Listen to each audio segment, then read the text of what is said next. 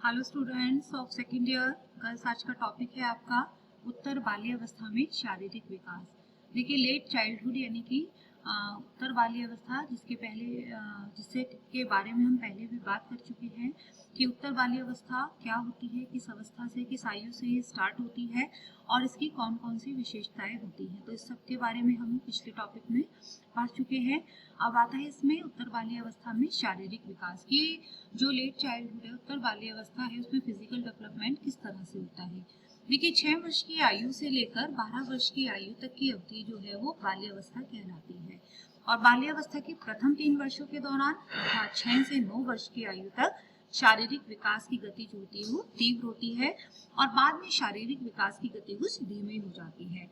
बाल्यावस्था में होने वाले शारीरिक विकास से संबंधित कुछ महत्वपूर्ण परिवर्तन होते हैं, जैसे कि अगर हम बात करें लंबाई और भार के बारे में। देखिए, शारीरिक विकास के अंतर्गत यही जैसे कि बालक की लंबाई क्या है, भार क्या है, मांसपेशियों का विकास किस तरह से है, हाथ पैरों के जो कौशल है उनका विकास कैसे है, तो इसके बारे में बात करेंगे। तो लंबाई एवं भार, जैसे कि 6 से 12 वर्ष की आयु तक जो चलने वाली बाल्यावस्था में शरीर की लंबाई लगभग 5 सेंटीमीटर से 7 सेंटीमीटर प्रतिवर्ष की गति से बढ़ती है। और बाल्यावस्था के प्रारंभ में जहां बालकों की लंबाई बालिकाओं की लंबाई से लगभग 1 सेंटीमीटर अधिक होती है, वहीं इस अवधि की समाप्ति पर बालिकाओं की औसत लंबाई बालकों की औसत लंबाई से लगभग 1 सेंटीमीटर अधिक हो जाती है। लंबाई में अंतर निम्नलिखित तालिका द्वारा दर्शाया गया है। देखिए, जैसे कि बाल्यावस्था में बालक तथा बालिकाओं की औसत लंबाई, जैसे कि आयु है, इसमें टेबल के थ्रू समझाया गया है कि 6 वर्ष की आयु पर बालकों की जो लंबाई औसत लंबाई होती है वो 1082.5 सेंटीमीटर होती है, जबकि बालिकाओं की 10.4 सेंटीमीटर होती है। तो ऐसे ही डिफरेंट एज में 6 वर्ष में, 7 वर्ष में, 8 वर्ष में, 9 वर्ष में, 10 में, 11, 12 वर्ष तक जो बालकों की और बालिकाओं की लंबाई का अनुपात क्या होता है, ये इस टेबल के थ्रू बताया गया है। नेक्स्ट है कि बाल्य अवस्था के दौरान बालकों के भार में काफी वृद्धि होती है, क्योंकि बालकों की जो मांसपेशियों और अस्थियों का विकास होता है वो बालिकाओं की अपेक्षा तीव्र गति से होता है, इसलिए बालकों के भार में भी वृद्धि होती है। 9 से 10 वर्ष की आयु तथा बालकों का भार बालिकाओं के भार से अधिक होता है। बाल्यावस्था के विभिन्न वर्षों में बालक तथा बालिकाओं का औसत भार किलोग्राम में मतलब कि निम्न तालिकाओं द्वारा स्पष्ट किया जा सकता है। जैसे कि देखिए, बालक और बालिकाओं में अगर 6 वर्ष की आयु में बालक का भार 16.3 केजी है तो बालिकाओं का 16 केजी है। ठीक है, 7 वर्ष में 18 केजी है और बालिकाओं का 17.6 केजी है। तो इसका मतलब ये है कि बालिकाओं की अपेक्षा बालकों का जो भार होता है वो ज्यादा होता है 9 से 10 वर्ष की आयु में। सिर तथा मस्तिष्क के विकास की बात करें तो बाल्यावस्था में सिर के आकार में क्रमशः परिवर्तन होता रहता है, परंतु शरीर के अन्य अंगों की तुलना में यह भी अपेक्षाकृत बड़ा होता है। बाल्यावस्था में मस्तिष्क आकार तथा भार दोनों ही दृष्टि से लगभग पूर्ण रूप से विकसित हो जाते हैं, यानी कि 9 से 10 वर्ष की आयु तक की पूरी जो बाल्यावस्था होती है, उत्तर बाल्यावस्था, इसकी समाप्ति तक जो बालकों का और बालिकाओं का जो मस्तिष्क है उसका आकार और भार दोनों ही पूर्ण रूप से विकसित हो जाते हैं।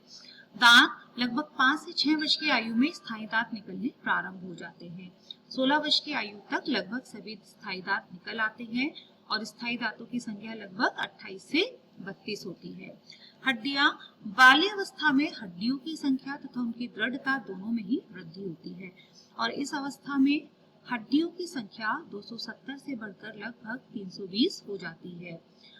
इस अवस्था के दौरान हड्डियों का जो दृढ़ीकरण और अस्थिकरण है वो तेजी से होता है, यानी कि जो विकास की अवस्था है उसमें उत्तर बाल्यावस्था एक ऐसी अवस्था है जिसमें बालकों के अस्थियों का विकास, मांसपेशियों का विकास तेजी से होता है। मांसपेशियों का विकास के बारे में बात करें बच्चों, तो बाल्यावस्था में मांसपेशियों का धीरे धीरे विकास होता जाता है और इस अवस्था में बालक मांसपेशियों पर पूर्ण नियंत्रण करने लगता है, यानी कि जो उसकी मसल्स हैं तो वो उस पर अपना पूर्ण नियंत्रण करने लगता है। शरीर के आकार में विभिन्नता। देखिए मांसपेशियों के नियंत्रण से क्या अर्थ है कि जैसे कि अगर बालक है वो चलना फिरना इसकी यानी कि कोई भी क्रियात्मक कौशल अगर वो करता है सीख जाता है तो वो उससे अच्छे से उस पर नियंत्रण पाने लगता है। वो गेंद फेंकता है कोई तो उसको कैच करना है, ठीक है, या अगर वो गिरता है तो वो अपने आप को संभाल लेता है गिरने से। तो ये सब क्या होता है, मांसपेशियों पर नियंत्रण। शरीर के आकार में विभिन्नता। देखिए बालक जैसे जैसे बड़ा होता जाता है उसमें शारीरिक विभिन्नता भी अधिक स्पष्ट होने लगती है। जो उनका चेहरा है, धड़ है, भुजाएं हैं या टांगे हैं आदि में पहले से भिन्नता परिलक्षित होने लगती है। कि इनके जो शरीर के आकार में कि जैसे जैसे उसकी आयु बढ़ती है उसकी जो जैसे ऑर्गन्स हैं उनमें जो है अलग अलग जो है लक्षण दृष्टिगोचर होने लगते हैं, भिन्नता आने लगती है। आंतरिक अवयव की बात करें तो जो शरीर के इंटरनल पार्ट्स हैं जैसे कि पाचन तंत्र है, श्वसन तंत्र है, ठीक है, रेस्पिरेटरी सिस्टम है, तो शरीर के आंतरिक अवयवों का विकास भी अनेक रूपों में होता है और यह विकास रक्त संचार, पाचन संस्थान तथा श्वसन प्रणाली में होता है। देखिए गर्ल्स शारीरिक विकास के बाद जो अगला टॉपिक है आपका क्रियात्मक या गत्यात्मक विकास यानी कि मोटर डेवलपमेंट की बाल्य अवस्था में मोटर डेवलपमेंट किस तरह से होता है। मोटर डेवलपमेंट या क्रियात्मक विकास का अर्थ जैसे कि नाम से स्पष्ट हो रहा है कि बच्चों में क्रिया करने का, ठीक है, कोई भी कार्य करने का विकास जिसके अंतर्गत सभी जो शरीर की मांसपेशियां हैं, नाड़ीय संस्थान है वो कार्य करते हैं। बच्चे की प्रत्यक्षीकरण की जो प्रक्रिया तथा शारीरिक नियंत्रण पर जो गतिविधियों का विकास मांसपेशियों तथा नाड़ियों के समन्वय द्वारा ही संभव हो पाता है। क्रियात्मक विकास कहलाता है क्योंकि डॉक्टर वर्मा एवं उपाध्याय ने इसके बारे में कहा था कि बालक की जो क्रियाएं करने की क्षमता के विकास को ही क्रियात्मक विकास कहते हैं। यानी कि बालक के अंदर कार्य करने की क्षमता का उत्पन्न होना या उसका विकास होना ही क्रियात्मक विकास कहलाता है। बालक का चलना फिरना, दौड़ना, भागना, उछलना कूदना, गेंद फेंकना, ठीक है, ये सब क्या कहलाता है, क्रियात्मक विकास। किसी कार्य को बेहतर तरीके से कर पाने की क्षमता का विकास होना गत्यात्मक विकास कहलाता है। गत्यात्मक विकास, देखिए क्रियात्मक विकास को गत्यात्मक विकास भी कहते हैं। साथ ही बच्चों के गत्यात्मक विकास उन्हें अधिक स्वतंत्र भी बनाते हैं। इससे बालक जो है आत्मनिर्भर बनता है जिसके फलस्वरूप बच्चे अपने वातावरण को समझ पाते हैं। बच्चों में गत्यात्मक विकास के साथ गत्यात्मक कौशल का भी विकास होता जाता है और वह किसी कार्य को बेहतर तरीके से कर सकता है। देखिए अगर देखिए बच्चों अंतर करें तो गत्यात्मक विकास और गत्यात्मक कौशल। गत्यात्मक विकास वही है कि मांसपेशियों का और अस्थियों का, नाड़ी संस्थान का विकास, ताकि बच्चों के कोई भी कार्य करने में जो उसके शारीरिक अंग हैं वो उसको योगदान करते हैं, सहायता करते हैं, उनका विकास। और गत्यात्मक कौशल क्या हुए कि जो उनके नाड़ी संस्थान है, जो उनके मांसपेशियों का विकास है, उसमें जब विकास होने के बाद वो अलग अलग तरह के कौशल सीखते हैं, ठीक है, जैसे कि हाथ के कौशल अलग हो गए, पैर के कौशल अलग हो गए, ठीक है, तो ये सब क्या आते हैं, गत्यात्मक कौशल। और वह किसी कार्य को बेहतर तरीके से भी कर सकते हैं। इसके लिए निरंतर अभ्यास की आवश्यकता होती है। यानी कि अगर गत्यात्मक विकास बालक का सही दिशा में हो रहा है तो गत्यात्मक कौशल प्राप्त करने के लिए प्रैक्टिस या अभ्यास की आवश्यकता होती है। गत्यात्मक विकास दो प्रकार के होते हैं, स्थूल गत्यात्मक विकास और सूक्ष्म गत्यात्मक विकास। स्थूल गत्यात्मक विकास क्या होते हैं गर्ल्स, कि ऐसा विकास जिसमें बच्चा चलना, दौड़ना, कूदना, पैरों से प्रहार करना, ठोकर लगना आदि सीखता है और जिसके फलस्वरूप बच्चे शारीरिक गतिविधियों से नियंत्रण एवं समन्वय भी सीखते हैं, ठीक है, जिससे बच्चा गतिविधियों को कर पाने में शारीरिक संतुलन, गति एवं नियंत्रण कर पाने में समर्थ हो पाते हैं। तो ये स्थूल गत्यात्मक विकास कहलाते हैं। सूक्ष्म गत्यात्मक विकास की अगर बात करें तो सूक्ष्म गत्यात्मक विकास ऐसा विकास होता है जिसमें बच्चा वस्तुओं को उठाना, पकड़ना और जांच परख करने की क्रियाओं को सीखता है। इसमें बच्चा विभिन्न क्रियाओं को करना तथा उन्हें समन्वित एवं नियंत्रित करना सीखता है।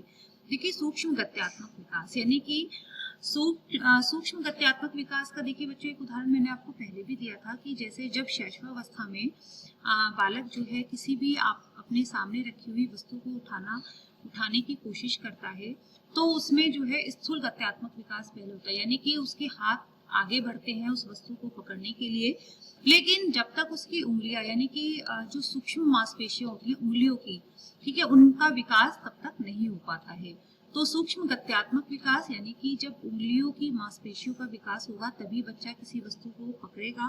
तो जो सूक्ष्म गत्यात्मक विकास होता है वो उत्तर बाल्यावस्था तक आते आते उसका पूर्ण हो जाता है। गत्यात्मक विकास बच्चों के मानसिक क्षमताओं के विकास में भी महत्वपूर्ण भूमिका निभाता है। तो गर्ल्स, इस टॉपिक को हम आगे कवर करेंगे कि गत्यात्मक विकास बच्चों के मानसिक क्षमताओं के विकास को कि कैसे अपनी महत्वपूर्ण भूमिका निभाता है मानसिक क्षमताओं के विकास में। ओके गर्ल्स, मिलते हैं नेक्स्ट टॉपिक के साथ। Thank you.